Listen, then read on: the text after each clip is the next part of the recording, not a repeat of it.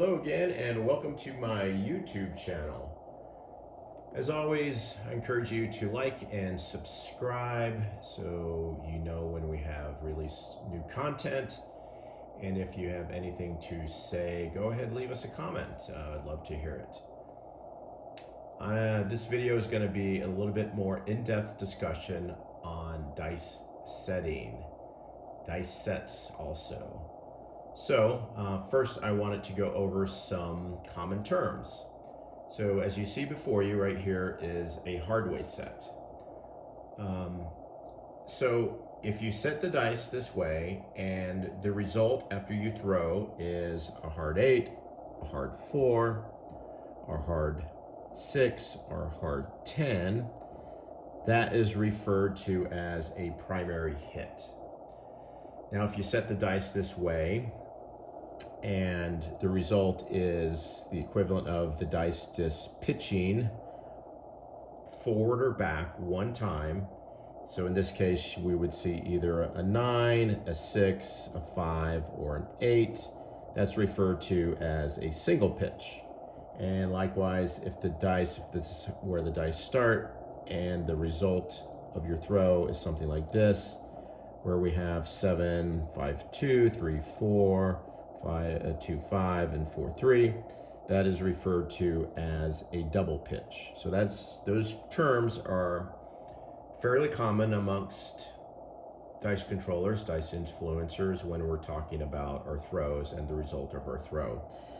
The other result can be if one of the die rolls away, or sometimes yaws, rolls away. So for example, this one rolls in this direction so that the 6 is revealed and this one stays on axis. That's referred to as one off.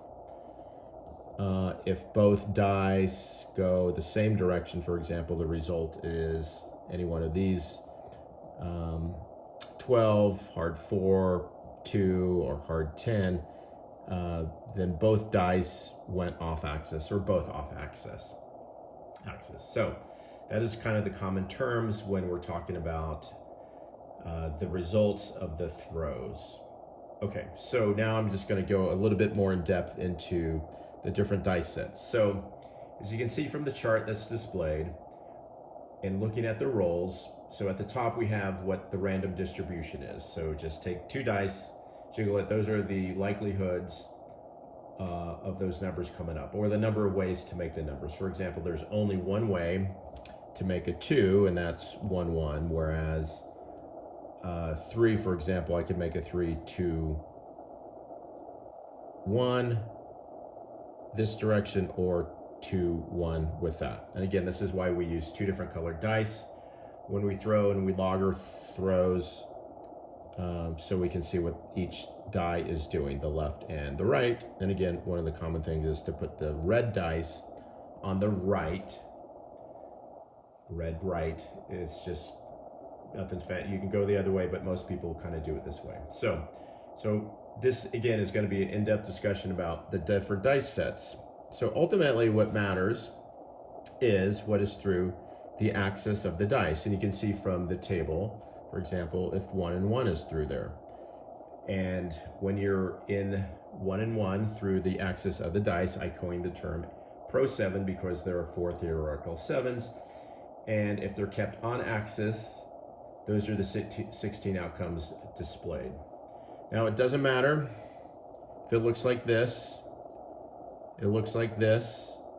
I can pitch it once, I can pitch it twice, however it looks like. Ultimately, you're still in that same row of 1, 1 through the axis. There it is. And those are your 16 possible results.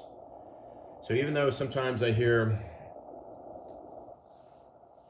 individuals referring to sets like set a 2, 3, or set, an all 7 set.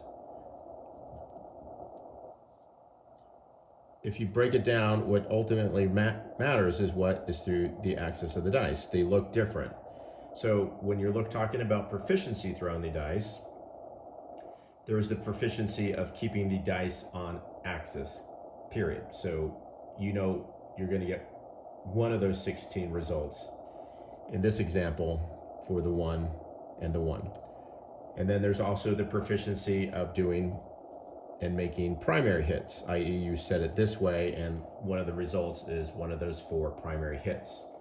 Anything else, single pitches, double pitches, you're still living within those 16 outcomes. So the way I teach is I'm not really too concerned about what ultimately it looks like to start with, but just kind of know what is through the axis of the dice. So now when we go through the different progressions, if you will, you can see this chart, and these are the 6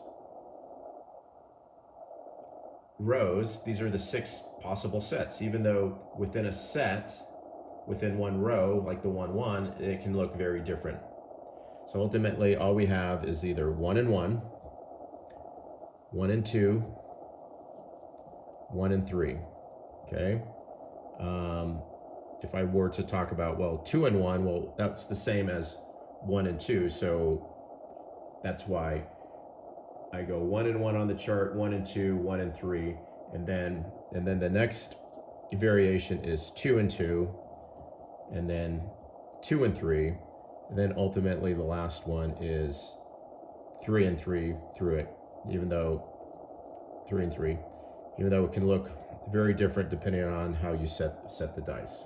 So that's essentially all the sets they are. For example, this is commonly known as straight 6s. The 3s are looking at each other.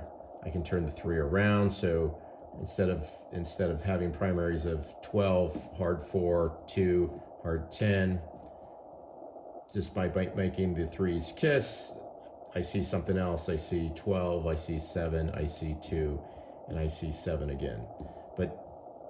But it is 3 and 3, and if you look at the chart for the row of 3 and 3, those are the 16 outcomes that can go. So that's kind of what it boils down to. So everybody will talk about different sets for different numbers. They're probably trying to, for example, if I have all the hard ways for $1, I'm gonna more than likely throw like this, trying to hit those. And again, I color-coded the rows simply to illustrate the difference between Pro 7 and the term I call Anti-7, because out of the 16 outcomes on the Anti-7, there are only 2 theoretical 7s.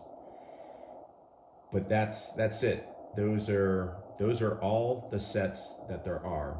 Your starting position may look different, can look different, but ultimately, when I'm at a table and I'm looking at somebody throw, I'm watching to see what are they putting through the axis of the dice, because then I know what row they're living in and what the outcomes can be. I hope that helps explain it a little bit more in depth, a little bit more of an educational. As always, make sure you like the videos. Go ahead and subscribe.